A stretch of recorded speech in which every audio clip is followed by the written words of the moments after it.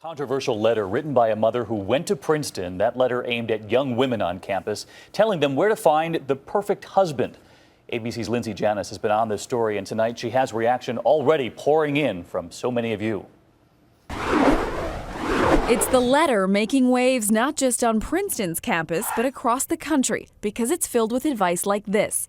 Here's what nobody is telling you. Find a husband on campus before you graduate. Susan Patton, the author of the open letter to the school's newspaper, was one of the first women to graduate from the Ivy League school. It was just intended to suggest to these young women who are on campus today, keep an open mind, look around you. These are the best guys.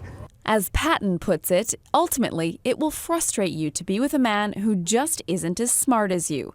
Princeton women told us she has a point, but they're not choosing husbands yet. I don't think her entire point is completely wrong. Girls do want to date guys who are as smart or smarter than them, but in practicality, we are all way too young to be getting married now. The letter is also stirring up intense debate online and on the street. One woman writing to us saying, "I'm a 41-year-old single woman and I would advise any freshman in college the same."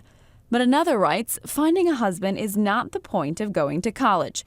As for the moms we spoke with, it does hark back to an earlier time when women were expected to be going to college to get their MRS degrees. I would have said the same thing. In fact, I did say the same thing. Of course, nobody listened to me. Well, Susan Patton didn't follow her own advice and marry a Princeton grad. She recently divorced, but David, she's thrilled that her oldest son did marry one of his Princeton classmates.